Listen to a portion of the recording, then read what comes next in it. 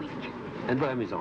Alors, vous êtes venu, mais vous allez habiter définitivement? Peut-être, oui. Ah, vous avez loué un appartement? Ça vous plaît beaucoup? Nous avons pu avoir un appartement. Et puis les petits-enfants sont à l'école? Et ce sont mes petits-enfants. Ah, les petits-enfants, ce sont vous les êtes déjà enfants une de ma grand-mère. fille. Et ils sont très contents? Oui. Un travail systématique est engagé par la DATAR avec l'ensemble des administrations qui doit permettre avant l'été au comité interministériel pour l'aménagement du territoire de décider un programme d'ensemble d'implantation d'emplois administratifs dans les villes nouvelles de province, mais bien évidemment, la priorité dont vous bénéficiez dans l'esprit de tous fait que, bien évidemment, le Vaudreuil sera le premier servi.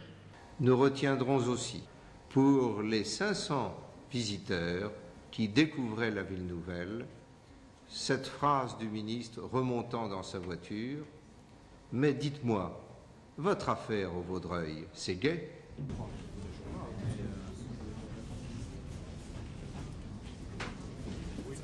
Les commerçants qui ont bien voulu s'installer, ajoutant foi aux promesses, sont dans l'expectative. Le magasin Mammouth obtient la permission d'ouvrir sa grande surface en 1977, avant même que le nombre d'habitants minimum fixé par les plans soit atteint.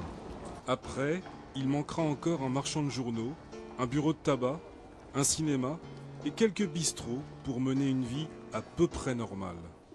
Depuis le 28 septembre 1978, le Vaudreuil a sa gare. Monsieur Vernier, le président du conseil urbain, a coupé le ruban tricolore en présence d'une foule de personnalités nationales et régionales. Dans l'esprit des aménageurs, la gare complète l'éventail des moyens de liaison avec Paris et Rouen et est perçue comme un générateur supplémentaire de développement.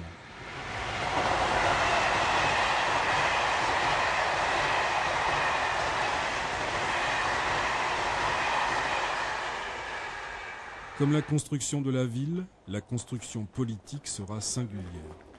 Le Vaudreuil Ville Nouvelle était la seule ville nouvelle parmi les 9 qui avait comme cadre juridique la forme ensemble urbain. Et cette loi ne permettait pas en fait une véritable démocratie locale, puisque il y avait dans un premier temps les maires des villages environnants et des conseillers généraux qui assuraient la gestion de la ville. La loi prévoyait une représentation des habitants que très progressive, à un rythme lié à celui de l'occupation des logements. Ce qu'il faut savoir, c'est que, hélas, dès les années 75, on est rentré dans une période de crise économique qui n'ont pas favorisé justement un démarrage rapide de la ville. Et au fur et à mesure que la ville naissait, la crise qu'on appelait à l'époque du pétrole faisait qu'on était rentré dans un contexte qui ne permet pas de soutenir une urbanisation rapide telle que le souhaitaient les aménageurs. À cette époque, la région est le fief du député Rémy Montagne, qui a succédé à Pierre Mendès France en 1958 et s'est maintenu au poste depuis avec une seule interruption. Il s'est opposé à l'avortement ainsi qu'au divorce et porte l'étiquette de réformateur.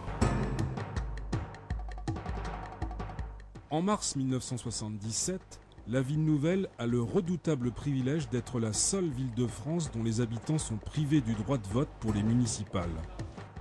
Le 13 et 20 mars, le millier d'habitants que compte la ville sera interdit de vote, victime de la loi Bochet du 10 juillet 1970. Il y avait un cadre législatif, une loi, la loi Bochet, qui précisait que les premiers habitants seraient représentés dans le conseil de l'ensemble urbain qui avait été mis en place et composé essentiellement d'élus de communes voisines et non pas d'élus de la commune de la ville nouvelle. Donc les premiers habitants ne seront représentés qu'après qu'il y ait 2000 logements de construits. 2000 logements de construits, ça voulait dire qu'il fallait attendre un certain temps, un grand nombre d'années. Et quand nous nous sommes rendus compte de cette difficulté juridique, très vite nous nous sommes mobilisés au travers donc, et dans le cadre de cette association de résidents pour faire modifier cette loi parce qu'il nous paraissait insensé qu'on attende ce niveau donc, de 2000 logements habités. On avait d'ailleurs à l'époque fait les calculs en fonction du rythme qui était déjà ralenti hein, de construction de logements sur la ville, qu'il fallait attendre l'an 2000 pour être représenté au conseil municipal. C'est tout à fait, enfin, ça me paraît tout à fait évident.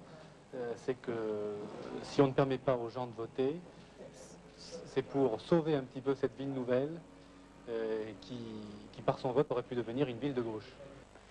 Mais alors, au Vaudreuil, face à la déclaration de Giscard d'Estaing qui parle de favoriser la participation des habitants, nous avons vraiment l'impression d'être aux abonnés absents puisque nous n'avons même pas le droit de vote, sans parler de participer aux activités et à la gestion de la ville.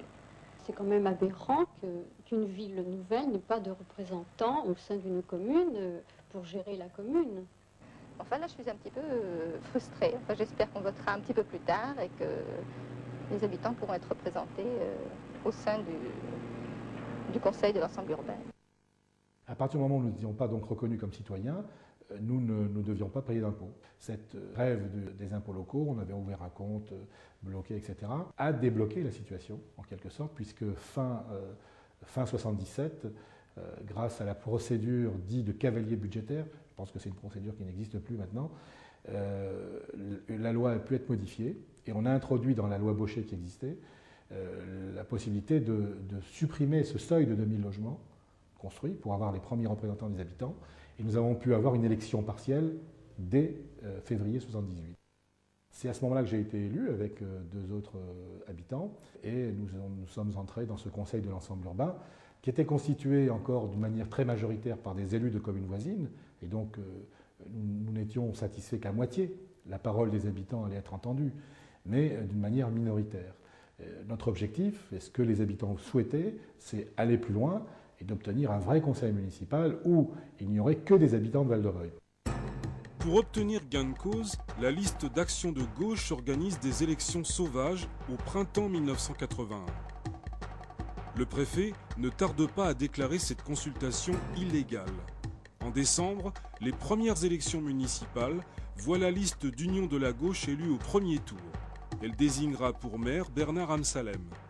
Après de multiples péripéties, les habitants avaient enfin acquis le pouvoir de gérer eux-mêmes les affaires de la cité.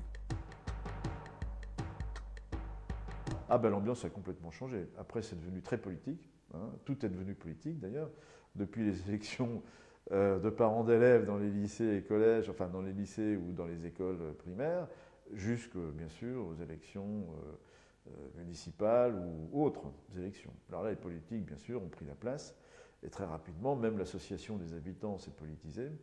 Et alors là, d'un seul coup, bon, on est revenu dans une situation classique d'une ville, malheureusement, si j'ose dire, d'une ville moyenne, bon, et puis avec tous les problèmes d'ailleurs qu'il y avait à Val-de-Reuil. C'est un peu dommage. And the night got deathly quiet, and his face lost all expression. Said if you're gonna play the game, boy, you gotta learn to play it right. You got to know when to hold up, know when to fold up, know when to walk away, and know when to run. You never count your... C'est dans les yeux d'un enfant que l'on découvre la joie de vivre au Vaudreuil. When the dealing's done. Le Vaudreuil, c'est à 20 minutes de Rouen.